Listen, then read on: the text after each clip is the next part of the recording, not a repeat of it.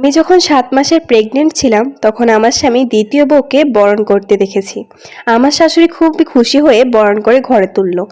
আয় মা, আমার ঘরে আয়। শাশুড়ি মা তার ভাইকে দেওয়া কথা রাখতে পারলো এতদিনে আমার ছেলে কাজের মতো কাজ করেছে। আয় বাবা, এই সোফাতে বসে আমি তোদের জন্য জুস নিয়ে আসছি। আমি আর দাঁড়িয়ে না থাকে তাদের সামনে সোফাতে বসে পড়ি।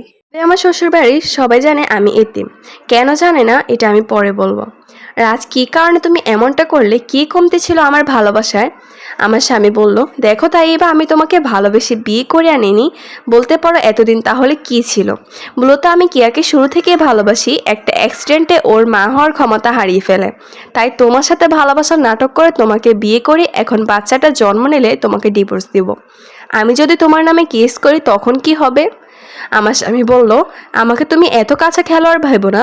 আমি তোমার মতো এতিমকে যেন শুনে বিয়ে করেছি যাতে পরবর্তীকালে কোনো ঝামেলা করতে না পারো। তুমি এইসব ছোট লোকের সাথে এত কথা বলছো কেন? এই মেয়ে বেশি কথা বলবি না, আমরা যা বলি তাই শুনবি। তাহলে ডিভোর্সের ৪ লাখের সাথে আরো ১ লাখ বাড়িয়ে দিব। স্বামী সদ্য বিয়ে করা স্ত্রী কেয়া আমাকে এই কথাটা বলে। তখনই আমার শাশুড়ি আমাকে থাপ্পড় মেরে বলে, এই ফকিরের বাচ্চা, তোর মতো একটা এতিমকে এতদিন আমার বাড়িতে আদর যত্ন করেছি, তোর ৭ কপালের ভাগ্য।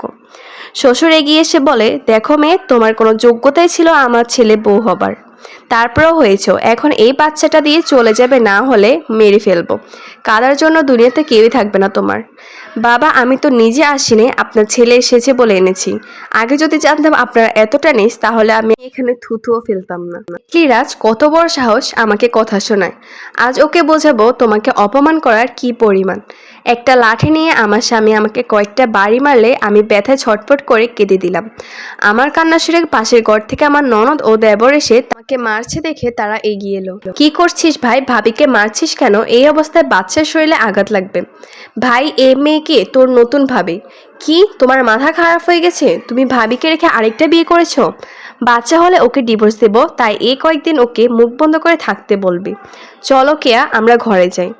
আমার স্বামী সদ্য বিয়ে করা স্ত্রী তাকে বলল, আমাদের বাসর ঘর কোথায় হবে? আমার স্বামী বলল, কেন আমাদের ঘরে?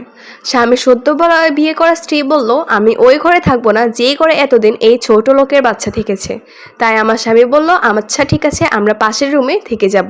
ওইখানে আমাদের বাসর ঘর সাজানো হবে এবং তোমার জন্য গল্পের মতো একটা সুন্দর উপহার তৈরি আছে ওইখানে। তখন আমি আমার স্বামীর বউকে বললাম, আমার ঘরে থাকবে না, কারণ ওইখানে আমি শুয়েছি, আমি ছোট লোকের বাচ্চা শুয়েছি, তাই তুমি ওই ঘরে থাকবে না। কিন্তু এখন তুমি যার সাথে স্পর্শ করবে, যার স্পর্শ নেবে, তাকে তো আমি আগে থেকেই স্পর্শ করে রেখেছি। ওটা ছোট লোকের বাচ্চার স্পর্শ করা জিনিস, তুমি কিভাবে স্পর্শ করবে? এটা শোনার পর আমার স্বামী আমাকে আবারও একটা থাপ্পড় মেরে বলল, ছোট লোকের বাচ্চা, তুই আমার বউয়ের সাথে এইভাবে কথা বলছিস, তোরকে তো আজকে মেরেই ফেলবো। আমার ননদ আমার শ্বশুর শাশুড়িকে বলল, মা বাবা, তোমরা ভুলে যেও না আমি তোমাদের মেয়ে। আমার সাথে যদি বেশি কিছু করো বা ভাবের সাথে বেশি কিছু করো তাহলে আমি তোমাদেরকে পুলিশে ধরিয়ে দেব। হায় হায়, এই কালনাগিনী আমার ছেলে মেয়েকে কী জাদু করেছে যার জন্য ওর মতো একটা এতিমের জন্য বাবা মা বড় ভাইকে পুলিশের ভয় দেখায়। তোমরা এখনো আমাদের ইনকামের ওপর চলো, তাই আজ যা বলছো মাফ করলাম, ভবিষ্যতে যাতে আর কোনোদিন না দেখি এমন ব্যবহার করতে। আমার ননদ বলল, ভাবি চলো, তোমার ঘরে ওদের সাথে কথা বলে লাভ নেই, ওরা লোভে পড়ে অন্ধ হয়ে গেছে। রাজ, আজ যে কটা আঘাত পড়েছে পশুর, এর থেকে বেশি আঘাতের জন্য প্রস্তুত থেকো। আমি আবার কারো ঋণ বেশি দিন রাখি না। তোকে তো আমি, থামো রাজ, ও এমনই করছে যাতে আমাদের বেবির ক্ষতি হয়। বললে থাকুক, কি বলো না, চলে ঘরো। মেহের ও মিরাজ আমাকে ঘরে এনে শুয়ে দিল। আঘাতের জায়গাতে মলম দিয়ে কাঁদতে লাগলো। ভাবি, আমি তোমাকে বেশি দিন এখানে রাখবো না, দেখো ভাবি, হাওয়ার আগে তোমাকে এখানে থেকে নিয়ে যাব।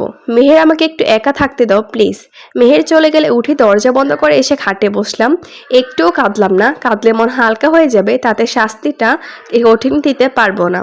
মোবাইলটা নিয়ে কল করলাম বাবার মোবাইলে। হ্যালো মা, কেমন আছো? আমার নাতি কেমন আছে? ভালো নেই, আমার মা তোমার চুজ করা ছেলে ও তার বাবা মা অনেক লোভী। বাবা আজ সব কিছু বললাম। মা, মানে তুমি চিন্তা করো না, আমরা সবাই কাল আসছি। আমার বাবা ঠিক কালও চলে আসলো। তখন সবাই আমার বাবা এবং মাকে দেখে ঠিক অবাকই হলো, কিন্তু আমি কোনো অবাক হলাম না। আমার শ্বশুরবাড়ির সবাই প্রায় আতঙ্কের মধ্যে হয়ে পড়ে গেল। তারা বলল, তুমি না বললে তুমি এতিম? আমি বললাম হ্যাঁ। আপনাদের আসল সত্যিটা বের করার জন্য এতদিন আমি এতিমের বেশ নিয়েছিলাম। এখন আপনাদের আসল সত্যিটা আমি জানতে পারলাম, তা আমি আমার বাবা মাদেরকে দেশে ডেকে নিলাম। আমার বাবা একটা কাগজ হাতে দিয়ে বলল, আপনারা না বলেছিলেন এতিম হওয়াতে ওর নামে কোনো কেস করতে পারবো না, এখন নিন এই কেসটা আপনারা সামলান, আমিও দেখব ও কিভাবে জেল থেকে বের হয়। এটা বলার আগে আমার শ্বশুর শাশুড়ি বলল, মা তোমার সাথে যা অন্যায় করেছি ওই সব কিছুর জন্য আমাদেরকে মাফ করে দাও, এবং আমি তোমাদেরকে দুজনকে রাখতে চাই আমার ঘরে বউ করে। আমার বাবা আমাকে বলল, মা এবার তোমার ওপর ডিসিশনটা দিয়ে দিলাম, তুমি কি করবে, এখানে থাকবে নাকি আমাদের সাথে চলে যাবে। তখন আমি বললাম, আমি এদের সাথে জীবনও থাকবো না, আর আমার বাচ্চাটাকেও ওদেরকে